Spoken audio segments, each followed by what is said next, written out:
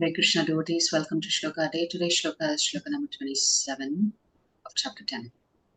Uchchai Shravasam Uchchai Shravashamashvanam Vidhimam Amritodbhavam Vidhimam Amritodbhavam Airavatam Gajendrana Airavatam Gajendranam Naranam Chanaradhipam. Naranam Chanaradipam. Put forward meaning, translation and purport by His Divine Grace A.C. Bhaktivedanta Swami Srila Prabhupada. Srila Prabhupada ki jai. Uchchai Shravasam. Uchchai Shravasam Uchchai Shrava. Uchchai Shrava Ashvanam. Ashvanam Among horses. among horses. Vidhi. Vidhi No. no Mam. Mam Me. me Amrita Udbhavam. Amrita Udbhavam Produced from the churning of the ocean. produced from the churning of the ocean. Airavatam. Airavatam Airavata. Airavata Gaja Indranam. Gaja Indranam Of lordly elephants. of lordly elephants. Naranam.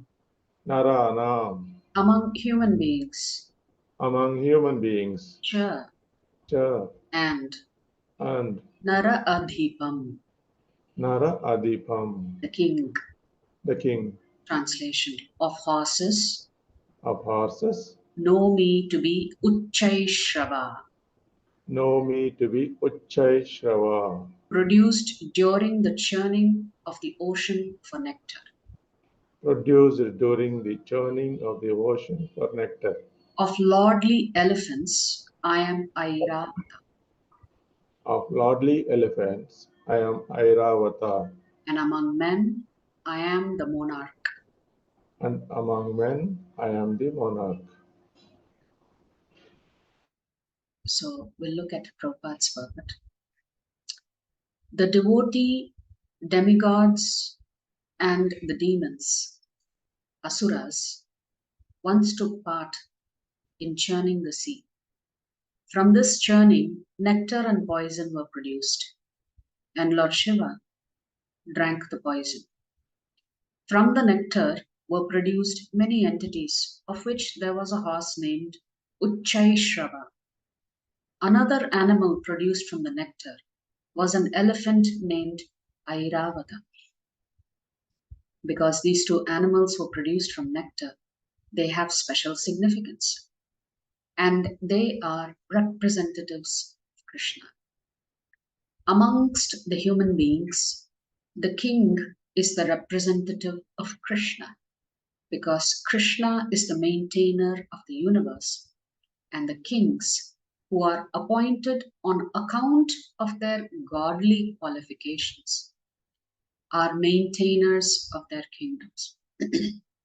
So Prabhupada is very nicely explaining that kings must have Brahmanical qualities, good qualities they must have. They must be great devotees of the Lord. If they are great devotees of the Lord, they can be phenomenal kings. What is their role? Their role is to maintain the citizens, maintain the state, just as the Lord is maintaining the universe. Kings like Maharaj Yudhishthir, Maharaj Parikshit, and Lord Ram were all highly righteous kings who always thought of the citizens' welfare. In Vedic literature, the king is considered to be the representative of God. In this age, however, with the corruption of the principles of religion, monarchy decayed and is now finally abolished. At some point in time, monarchy became corrupted with corrupt kings. Therefore, the citizens rose up in rebellion against corrupt kings and then came up with some new form of government. Some call it democracy, somewhere else it may be socialism, Marxism. But the only way that citizens should be ruled over, the correct way, is for the citizens to have a pious and righteous king. It is to be understood that in the past, however, people were more happy under righteous kings. Coming to commentaries from a couple of other Vaishnavas. Sri Krishna continues naming the most magnificent in each category to reveal his glories to Arjuna. Uchchaishava is a celestial winged horse that belongs to Indra, the king of the celestial abodes. It is white in color and is the fastest horse in the universe. It emerged during the pastime of the churning of the ocean by Devas, celestial gods, and Asuras, demons. Airavata is a white elephant that serves as the vehicle of Indra. It is also called Ardhamatam, or the elephant of the clouds. His Grace Chaitanya Charan Prabhu writes, Naranam cha naradhipam. I am king among human beings. Kings have extraordinary power among human beings. That extraordinary power is a manifestation of Krishna's power. So it is Krishna who is manifesting his glory through the king. So if some kings are not godly, he is not utilizing the power given to him properly. So if some kings are corrupt, so much power has been given to them, but they are not using that power wisely. Hence they become corrupt. Example, Vena in Srimad Bhagavatam told to stop the worship of the Supreme Lord, as he thought that he is the representative of the Supreme Lord and therefore he is worthy of worship. So this is how one gets polluted. One realizes that one is occupying a position of power, and therefore one can dictate to the others that you should worship me because I'm the most powerful that you can see, that is visible to you. Why worship the Supreme Lord? So there was one such personality in Bhagavatam like this called Vena. But the correct understanding is the king represents God but does not substitute God. So he is meant to guide people towards God. But if such a king, instead of representing God, if he replaces God, he has to be defeated and destroyed. That is what a Brahman did by chanting some specific mantra in Srimad Bhagavatam, which is to destroy Vena. So these vibhutis can be Devi or Asuri. All the opulence come from Krishna, but not all opulence takes us to Krishna. Example, rainwater coming in sky is pure, but it depends on the container. That same rainwater that is pure, if it lands in a container that is dirty, then the water is contaminated. In the sense, all of the opulences of the Lord are pure. How one chooses to utilize that opulence that is given to you and me, that determines whether it remains pure or it is contaminated. Vibhutis will naturally attract us as per our free will, but we should choose which vibhuti we should be attracted to. Example, a bhajan sung by a devotee or a Bollywood song.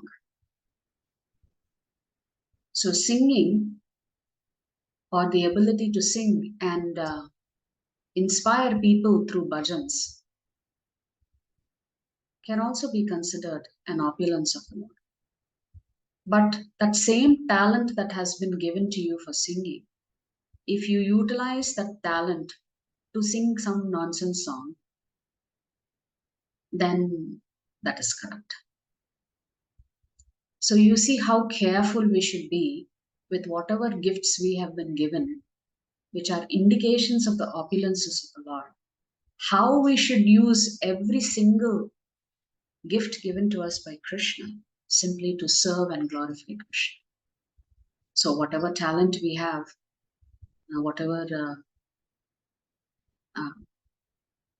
properties and features that makes us different from another person, that all should be used in the service of Krishna. That reminds me of a past day between Srila Prabhupada and George Harrison. George Harrison is one of the Beatles. So when George Harrison started chanting the Hare Krishna Mahamantra, he used to chant it constantly. And once when he met Srila Prabhupada, although he never takes initiation, once when he met Srila Prabhupada, he asked Srila Prabhupada, I am singing all of these songs to make a living. Should I only sing Krishna bhajan? That was his question to Srila Prabhupada. And Prabhupada said, no, you can continue singing because that's the way you make a living. But you should also use your talent to glorify Krishna, to record songs glorifying Krishna. And of course, George Harrison records some really beautiful songs along with the Beatles that are very, very famous even today, glorifying the Lord.